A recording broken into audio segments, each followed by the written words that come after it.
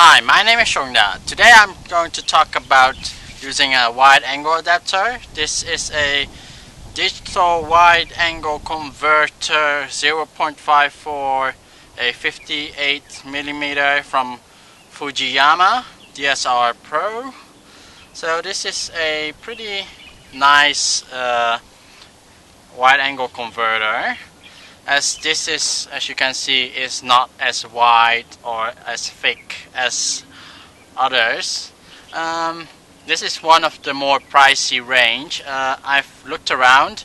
You have like also ones which have like a macro part to it.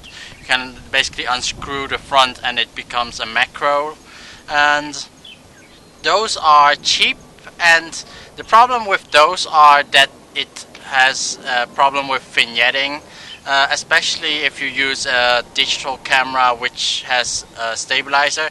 It will show you like edging of the vignetting, and with this one, the Fujiyama, it's actually you don't get any vignetting at all.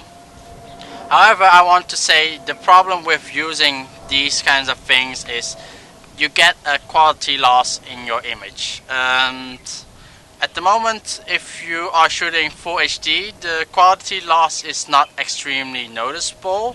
And back in the days with like smaller cameras, it's actually not very noticeable. However, the bigger the image, the more resolution, the more it will be noticeable. At the moment, with the Canon DSLR with the kitlens and putting this on it, if I film with it, I don't notice as much. However, when I take a photo, I can see that the photo have like a lot of chromatic aberration and has like an edge to the person, have like a reddish edge, which is not that great. And yeah, I have to say it's still something interesting I have in my kit, as it will help you with getting a slightly more wide angle at places that you need it, especially at very crowded locations. The 18mm is just not enough. And however, it's a wide angle, but you don't get extremely extreme distortions. It's actually, the distortion with this is quite okay. It's not like a fisheye distortion.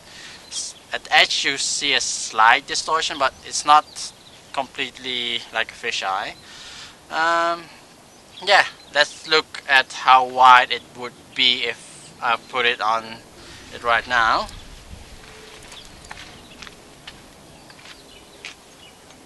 So it's now wider, and actually the mic is now actually in shot. I'm not sure if you see if I'm like maybe slightly blurred if I go more to the edges.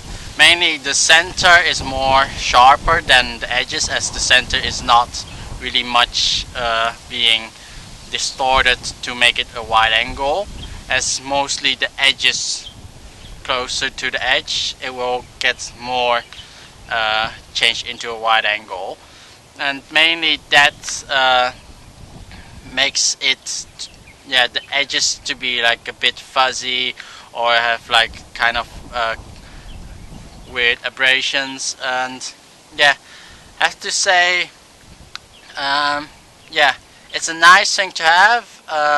Would I shoot professional stuff with it? Maybe, but I have to say, if you really want to have a very nice wide angle lens, you probably have to save up a lot of money. With this I paid around 500 Hong Kong dollars, roughly 50 bucks, 50 US dollars. So basically it's quite an okay price, and this actually becomes closer to like a 14mm, and which is a quite extreme wide angle. And yeah, this is quite a extreme wide angle. However, yeah, too bad of the quality loss. Yeah, I have to say for buying it for simple videos like event videos, I don't think the people would notice the distortion and the quality loss that much. However, if you're doing a commercial video where quality should be really high, it's probably not the best thing to use a wide angle adapter. Probably either step more back or try to rent a actual professional lens instead of buying this to have like a slightly more wide angle. I can show you some of the pictures and also show you a bit of video I shot during the Adidas party. I have to say some shots are quite awesome with the wide angle adapter, especially because it's so wide. You don't see much of the the camera shake actually lessens even more. So basically it's quite interesting. Hopefully you guys like this video. Please subscribe, and if you have any questions, comment below, and I'll see you next time. Bye bye.